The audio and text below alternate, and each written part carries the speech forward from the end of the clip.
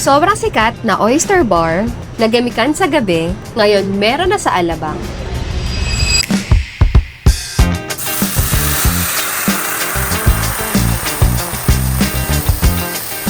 Wow, first time ako nakakita ng ganitong dish. Sinigang, no? Tapos may bone marrow. Oh, tas sizzling. Yes. Solid niya na. Wala. Wow. Oh, mukhang solid to pagka sinubo ko. Shucks, masyado ko na-enjoy. Nag-shoot pala tayo. Nakalimutan ko may camera. Tignan niyo yung juice niya, oh. Grabe. Super excited na akong matry ang mga ito, kaya naman ano pang inaantay natin guys? Huwag na natin patagalin, i-try na natin!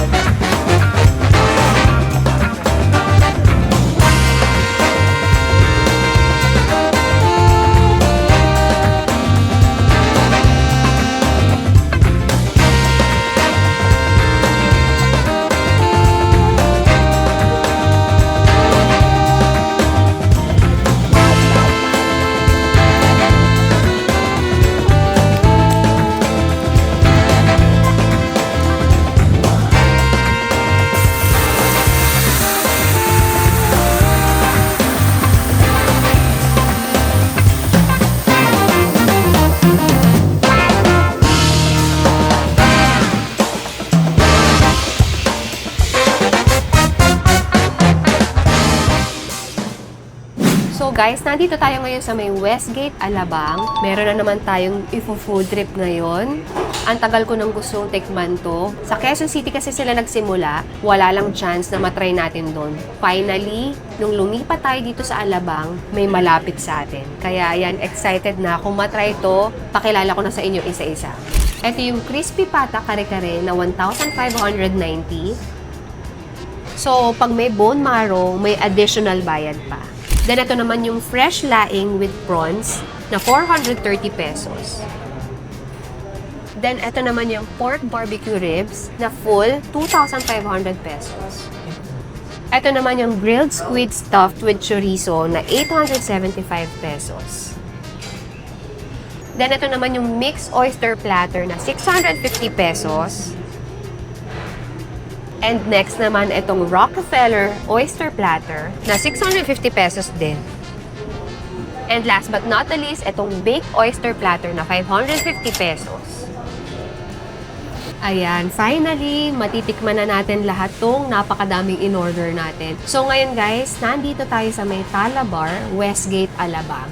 I'm sure marami sa inyo ang nakakaalam ng Quezon City branch nila. Finally, nagkaroon sila dito sa Westgate, Alabang, sa South, para matry natin since lumipat na tayo dito. So, ito yung sizzling beef sinigang nila. Iunahin natin. Magsama tayo ng garlic and cherry tomato. Solid yan ah. Isang solid na bite to kasi may kasama ng taba. Ah, very unique, no? Sizzling ba naman? Yeah. Pero hindi na siya mainit. Pero kanina naman, nakita nyo kung gaano kainit talaga, kumukulo pa nung sinerve sa atin. Exciting. Itsura pa lang yan, mukhang maasim-asim na talaga. First bite. Ako, exciting.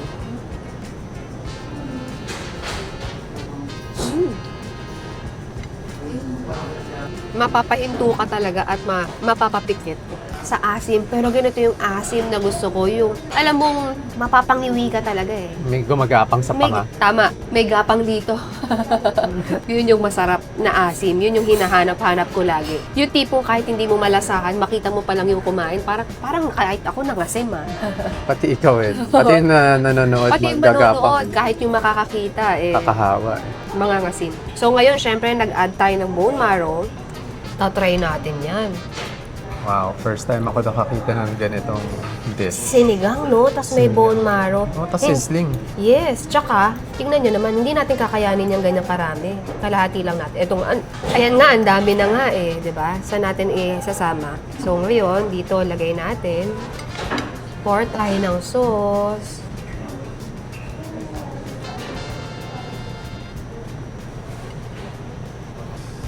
Yan, okay. Isang solid na bite na naman. Yung second bite natin, malupit. Bone marrow.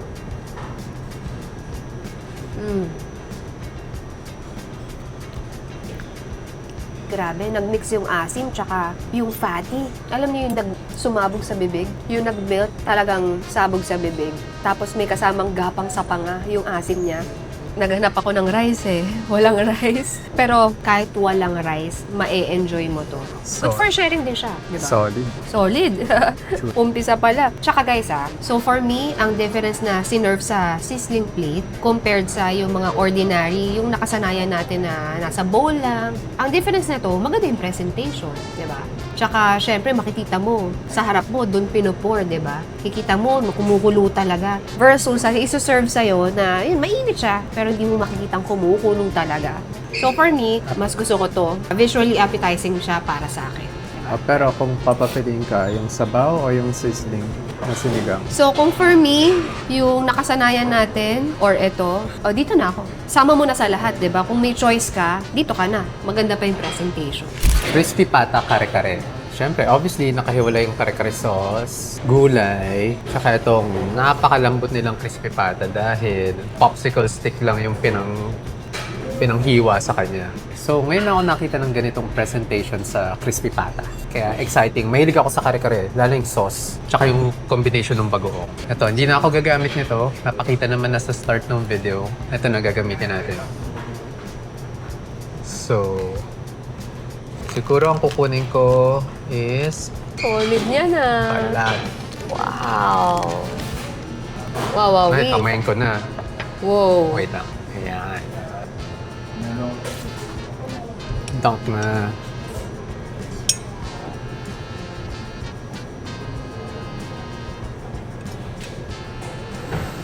Oh, mukhang solid to pagka sinubo ko.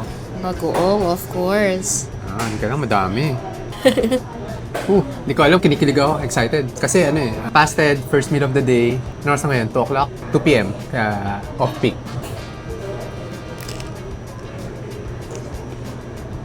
Ooh. Grabe yung, nagustuhan ko yung sauce, yung kare-kare sauce. Kasi, nakita niyo naman, sobrang fatty nung kinuha kong part, di ba? Dinang ko sa sauce, medyo na-balance out niya yung fattiness. Pero nandun pa rin yung crispiness ng balat. Plus, yung alat ng bagoong. Sobrang perfect. Tapos yung sauce nila, pwede mo naman siya hindi dunk. Kasi merong sarsa, meron ding suka. Kuha ko ng laman para dunk natin sa suka. Solid, oh.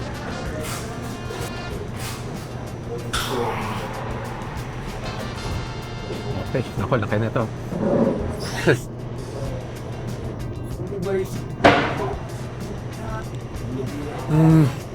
Masarap yung suka nila. Nagustuhan ko. Medyo nasa sweet side. Tapos may halong parang naka-chop na konting gulay-gulay. Kaya may konting flavor pa. Yan, nagustuhan ko to. Ito, try natin.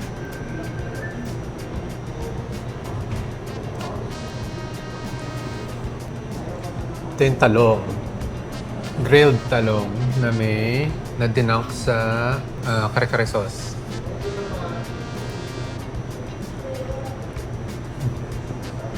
Grabe. Sarap talaga yung sauce nila. I mean yung yung kare-kare sauce. Very flavorful. Nasa anong side siya? Sa matamis na side ng kare-kare type or Tikman natin ang sauce. nutty? More on nutty siya. Hindi siya matamis. Nutty siya. More on nutty side. Kasi pag matamis yung kare-kare, medyo off ako eh. Parang lasang peanut butter yung dating. Right, yes. Ako Ito. mas gusto ko rin yung more on lasang mani. Ito, nutty side. I guess, totoong mani yung gamit nila.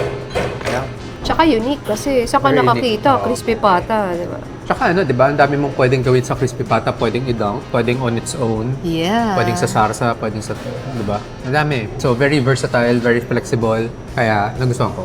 Pwede bang isang bite pa? Sure. Oy, wow. Shays na lang yung bagong. Ay, solid yan ah.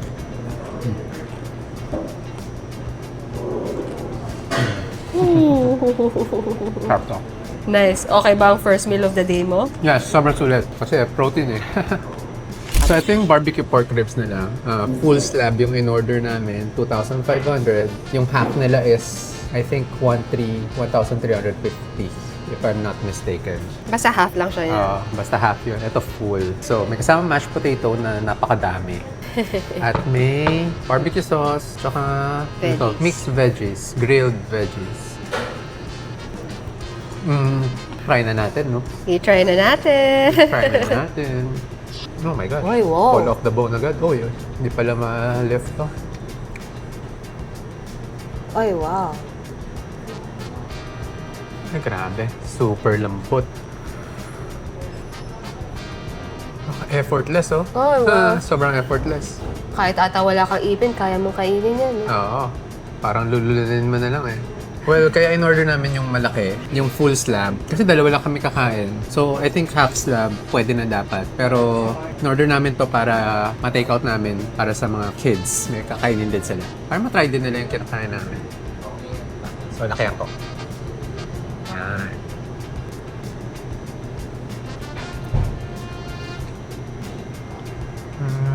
Okay. So yung outer part, medyo hindi siya matigas, pero hindi siya as tender as dun sa inner part ng ribs. Though malambot pa rin, hindi lang as tender. Pero, syempre, yun yung unang nag-grill eh, di ba? Kaya yan yung talagang maluluto ng sobra. So gusto kong gawin, kumuha ng buto, kakainin ko ng ganun. Ang ribs, ano to, American to. Very American. Nung nasa US kami, nagba-barbecue kami ng ribs. Basta, masaya din yung American namin, barbecue namin doon. Ito.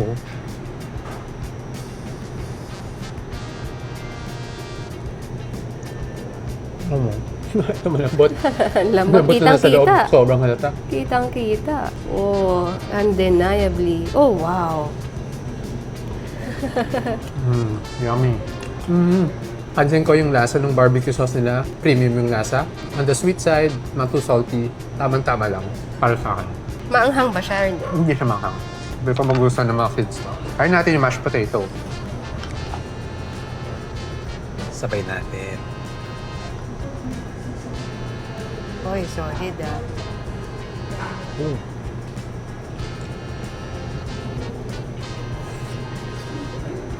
Solid ah. Takap ako dun ah. Shucks, masyado ko na-enjoy. Nag-shoot Nakalimutan. pala tayo. Nakalimutan ko may camera. Nakalimutan mo, magta-try din ako ah. Mukhang So far, pasado so ah. good. Dalawa na try ko. So far, so good. Speechless eh. Okay din to.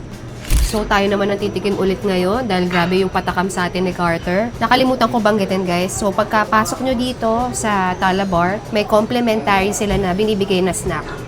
Ito yung kanilang nori chips kung tawagin. Pagkaupo nyo pa lang, bibigay na nila to sa inyo habang nag-iisip kayo kung anong gusto nyo orderin sa kanila. So move on. Nandito na tayo sa laing and grilled squid. Dalawa yung titikman natin. So dito muna tayo sa laing. So first, ang napansin ko dito sa laing, sa kakaiba sa kanilang laing dito, yung may pinor pa silang extra sauce. Tsaka syempre may kasamang prawns na ang lalaki oh. Oh, legit. Laki. Tsaka nakahimay na. Oh, yeah. Hindi mo nababalatan. Yung pinor nila coconut cream. Oh, wow. Let's go. Exciting. Try na natin. Ito. Tapos i-chase na lang natin yung prawns. No?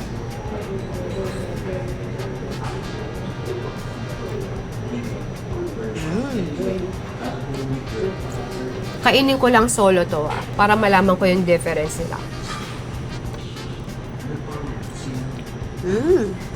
So, kahit without the cream, yung extra cream na nilagay nila, etong laing pa lang, kahit itong nasa paligid pa lang ng laing. So, ito pa lang, lasa mo na yung coconut cream dito. Lasa mo na yung gata dito pa lang. Pag sinamahan mo pa nito, oh wow, lumulupit pa yung pagiging creamy niya. Siyempre, medyo slight spicy siya, so may kick ng anghang, pero tolerable. Laki oh. Hindi natin kaya. Tanggalin natin yung sili. So, let's go. Mmm. Yung shrimp with the bounce. Parang ang rich ng laing. Mm-hmm. Very rich.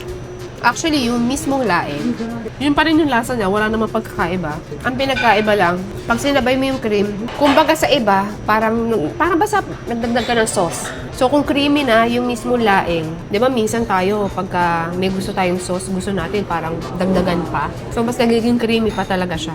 Dinagdagan pa ng prawns para hindi lang basta gulay, di ba? Ganda pa ng presentation. So, yan, pakita ko sa inyo. 3 prawns na malalaki. May 3. Sama natin to. So, yan yung shrimp. Lagay tayo nito para may added texture pa siya. And of course, konting laing. Yun, oh. All in one subo.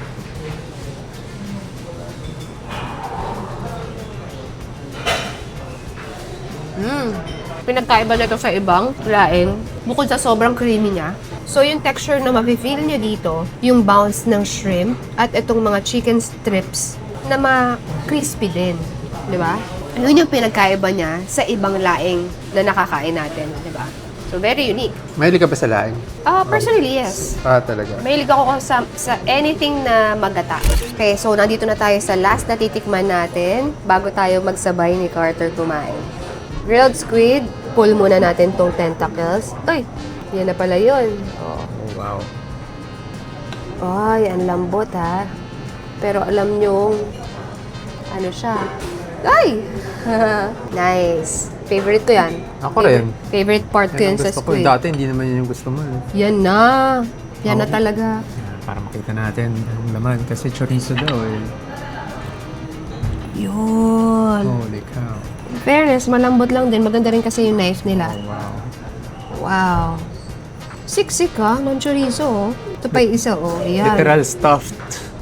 Yeah, wow. Busog na busog ang pusit. Very unique talaga. Cool. So ngayon, kung walang tayo maliit, syempre hindi natin kaya yan eh. Diba?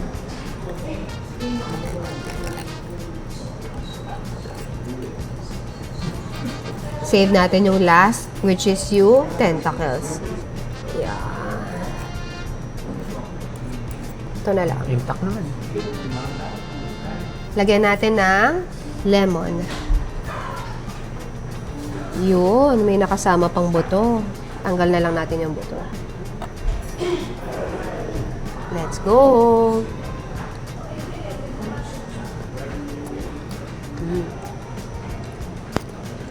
Yung lutong ng squid.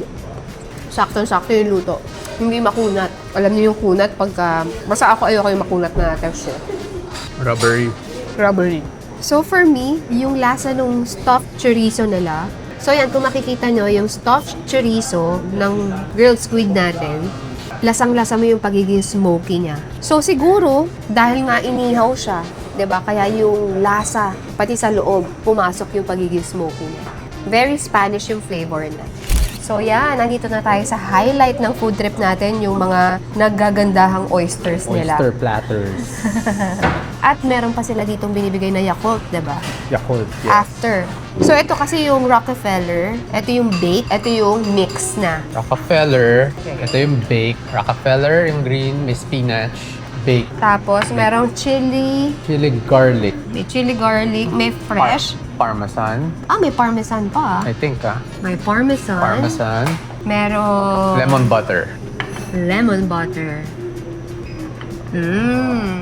Fresh. Ito yung fresh nila. Laki, grabe. Wow. Solid. Exciting. Anong nain natin? Mm, Start ako sa fresh. Sabi nila, sinaserve lang nila yung oysters kapag 11:30 onwards na ng umaga. ng umaga. Kasi 7 a.m. nag-o-open na sila eh. 7 a.m. nag-o-open na. Kasi may breakfast din sila eh. Okay, so ito yung schedule nila. So, Sunday to Thursday, open sila ng 7 a.m. until 1 a.m. 1 a.m. or 2 a.m. if I'm not mistaken Pero pagka Friday and Saturday, until 3 a.m. sila. Same pa rin open nila 7 a.m. pero until 3 a.m. Kaya minsan, sa gabi, makikita nyo, mapa-QC or dito, ang daming tao, puno. Gimikan kasi talaga. Gimikan kasi talaga. Hindi ko alam Yeah, po. puno ako na. Sige, ako dito na ako. Oh, baked. So, may Wala, tawag hindi sila muna. dito sa dalawang sauce nila. Uy, wow! So, lemon muna to. Grabe yung juice, oh.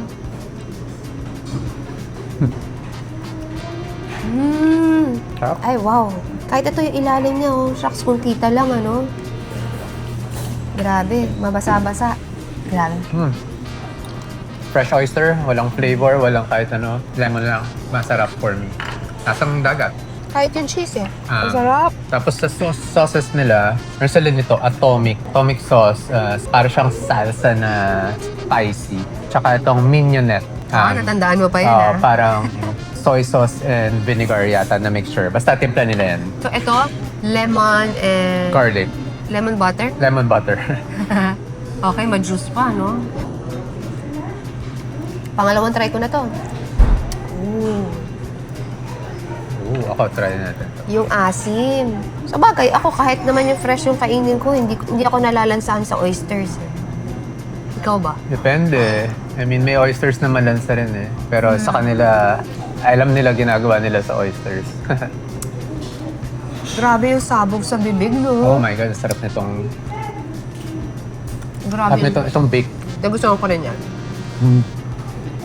Kahit walang sauce, yung bake. Kaya yung bake yung in-order namin ng marami. Itong isa kasi assorted mixed platter. So, iba-ibang flavor nandito na sa mix. 2 oysters per flavor. So, 8 siya. 8 oysters sa isang platter. Para lang din matikman natin lahat, di ba? Chili garlic. Chili garlic, oh, sige, bibigay ko na sa yan. Dalawa naman yun. Meron ka. Hindi, ayoko maanghang, mag-ano ako. Rockefeller. Rockefeller. Ah! Jay-Z, Rockefeller, yo. Wee! Cheers. Cheers, my love. Sarap nito. Iba-iba atake nila, ah. Pero Pero lahat juicy. Lahat yung pop nung ano, mismong oyster. Iba-iba atake. So far, ilan na nakain ko? 3 na. Ako rin So nakatatlo far, ako. so good.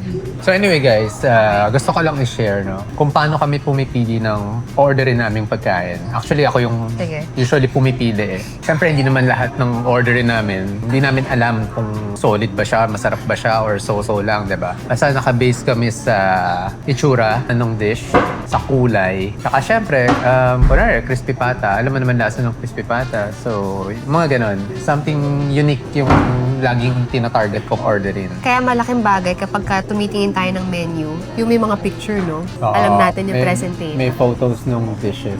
Salamat. Thank you so much. So yan, may kasamang Yakult. Yan. Yung Yakult daw After. is after ng oyster. May lactobacilli kasi to. So yung good bacteria niya, hindi ko alam anong gagawin. Basta Para hindi makasira ng tiyan, just in case. pang diba? kontra lang daw. Pang kontra. Yes, diba? So yun, going back, ano yung sinasabi natin? Pagka sa isang restaurant, malaking bagay pagka yung menu nila may pictures. Kasi titignan na lang namin, ito maganda yung presentation. Versus sa mga names lang, siguro magbabase tayo, okay kaya to?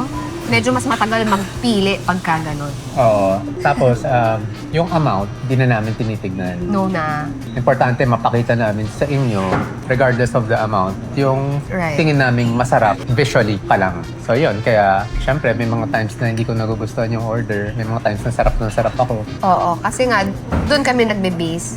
Visually, no? Visuals, optics. Yun yung first sa amin. Yung itsura pa lang nakakatakam na. Pero hindi laging no? Hindi laging tugma. Oo. Kumbaga, minsan maganda siya sa itsura pero hindi naman din ganun kasarap. Oo, sarap na itong bake. Oo, yung bake, no? Parmesan crusted. Dip ko na to sa atomic nila. Kahit hindi ako mag-sauce, ayoko mag-sauce. Oo nga, sayang no? Perfect to sa alak, no? Kaya ang dami nilang alak Sa dyan. beer, tsaka sa wine. Kaya maganda siyang pulutan sa gabi. Grabe, kung makikita nyo lang, visit nyo yung page nila. Grabe. May pila minsan. Kasi pagdating na ng gabi, gimmick na to. Talagang legit bar na tugs-tugs na talaga siya. Malaki, oh. My Lord, Wow. thank you. Thank you, universe. Takot kasi ako mag-fresh eh. Kasi, wow, ang laki. Pakita mo sa kanila. Wow. Fresh yan, guys, ha. Wow. Yan, meron silang fresh sa likod. Oh. Sausaw natin, na-try ko na tong atomic nila. Lasang salsa nga, ma-tomato. Ano yan? Mignon. Mignonette. Mignonette. Oh, tip natin. Parang gusto ko pa. Sarap nung ano niya Oo, eh. kain lang. Para hindi natin take out. Ubusin natin to, no? Wow! Good call tong order natin, ah. Good call na mas marami siya, no? Eto, happy ka sa Hindi ko pa na-try itong ano. Ay, di pa pala siya na-try? So far sa lahat na natikman ko puwera dito, itong bake, must try ito. Sarap! Ito yung Rockefeller. Kinikilabutan May ako sa sarap. spinach. So minsan, yung mga nasa menu, tingnan mo. Ay, nakakatuwa sa kanya, juicy pa rin sa loob. Ano? Tagal na natin nagsushoot kanina, no? Hanggang ngayon, juicy pa rin. Yung iba, nagda-dry na eh. So, may cheese din. Itong Rockefeller, may cheese din on top. Tapos spinach. Wow. Super happy. So ngayon, since na lahat natikman na natin, lahat, for me, pasado naman ito, sige. mag-rating ka ba dito? Sure. Sige. Top 1 ko, si Bake. Top 1 ko rin si bake. Next ko, siguro, pantay-pantay na lang sila na so-so. Top 1, top 2, top 3 ka Oh. ito, chili garlic. Hindi ko tinry yan. Ayoko na Yung i-try. lemon butter, hindi ko na-try. Ay, masarap pala yun. Oh, top 2 ko yun. Tapos the rest, pantay-pantay na. Skip muna natin yung top 3. Okay, alamin mo muna yan. Okay. Sarap din eh, di ba? Pero Tama to. Top 3 ko to, top 3. Oo, mas list mo yan ah. Chili garlic. Top 4, parmesan. Oo. Top 5, Ba? lemon garlic. Mas wala yun. Yung fresh, syempre ano lang yun. Wala masyadong flavor. Kaya siya na yung huli. So, move on tayo doon sa mga dish natin kanina, no? So, ikaw, ano yung... Ako, grabe yung sinigang. Isa-isayin natin. Sige. So, sizzling beef sinigang with bone marrow. Grabe yun. Recommended. The best. Highly recommended. Highly recommended. The best. Ang sarap. Sarap ng asim niya. Ang ganda ng presentation niya. Sobrang hindi ko in-expect na bagay yung bone marrow sa sinigang. Kasi may tinry tayong bone marrow tapos ano yun? Sa Esmeralda ba yun? Kansi. Kansi, hindi siya bagay, di ba? Hindi mo Oo, na-typan. kasi maasim yung sabaw. Pero yung Asim ng sinigang. sa sinigang, surprisingly, bagay na Wow. bagay. Hindi ko, basta, yun, may wow factor yun. Pag Sarap. minix mo yung asim ng sinigang saka nung bone marrow, may wow factor yun sa Tapos yung akin. lambot ng karne, di ba? Tapos may mga taba, ang daming taba. Oo. Number one yun. Number Okay, one sa akin. tapos, ano, Yung kare-kare, crispy patay, unang-una, unique. Ngayon lang nakakita ng kare-kare na crispy patay yung gamit. At saka kahit, since naka-separate siya, every bite mo, kahit pagsabayin mo siya, may crispy ka pa, may texture pang mabibigay sa'yo. okay. For me, yung kare-kare, yung crispy pata kare-kare, yung crispy pata, ordinary lang. Malambot, tender sa tender. Crispy. Pero yung sauce ng kare-kare, ang nagustuhan ko doon, bagay na bagay din sa, lalo doon sa balat ng crispy pata. Yeah.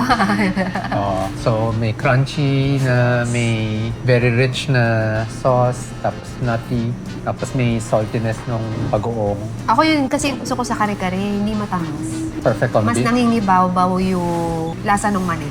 Oo. Yun yung gusto ko talaga. Tapos, syempre, sinamahan pa ng balat ng crispy pata eh, di ba? Good combination Sarap. yun. Recommended siya for me. Recommended, pero hindi naman highly recommended. Yes. Okay pa rin siya orderin and i-try. Tsaka for sharing naman din eh. Kaya pwedeng sulit siya kung matry ng lahat. Barbecue pork ribs naman ang next. Talagang sobrang lambot niya. Yung sauce niya, alam mo, premium. For me, marirecommend siya. Masarap din siya, hindi ka mapapahiya sa lambot, tsaka sa lasa naman. Well, nagustuhan ko naman siya. Kung natikman mo na, I think sa dami ng food nila sa menu, pwedeng mag-try ng iba instead of yun. Kasi ano naman Okay. normal lang naman yung lasa niya. Masarap sa masarap, pero normal since lang. na-try mo Malambot lang din na, next na balik mo, pwede na siyang skip. Oo, next na balik ko, pwede na skip. Try na ako Ganon ng din ibang ako, food. same. Ibang food sa menu. Good na na-try na ng once, so pagbalik, syempre, kahit skip na. Ano pa Ano ba? na, laing. Laing. Laing, tsaka si squid. Yung laing, sa akin, recommended yun sa akin. Kasi ako, personally, mahilig ako sa laing. Yan lang yung gulay na kaya kong kainin ng paulit-ulit. Dahil dun sa texture niya, gusto ko yung creaminess ng gata. Yes. Tsaka yung- may added, Tsaka yung, creaminess. tsaka yung texture ng leaves niya. Basta, in general, laing pasok sa panlasa Recommended ko din siya. Recommended ko yun. Si squid, sa akin si squid baka skip na. Okay naman siya. Masarap. Wala kang masabing hindi maganda kay stuffed na chorizo. Actually, unique siya. Pero for me, yung ordinary yung... Pwede may mas ma-order pa akong ibang mas masarap. For me lang pwede nyo pa rin try. Well, in-order ko siya kasi, yun nga, stuffed with Chorizo. chorizo. So, expect ko yung chorizo na red na, yun know, yung Spanish sausage basically, yung nasa loob. Okay naman siya. Turns Sarap. out, hindi ganun. Though, andun naman yung lasa ng chorizo. Parang, very Spanish yung lasa ng stuffing niya sa loob.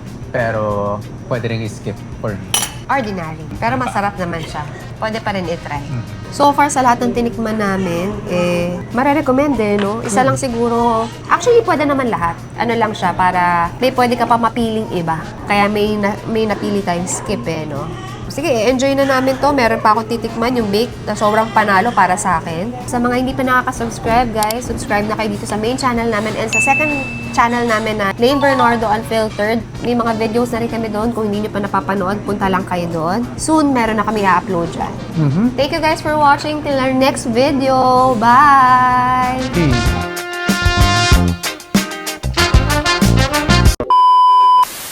Pwedeng nabulol ko.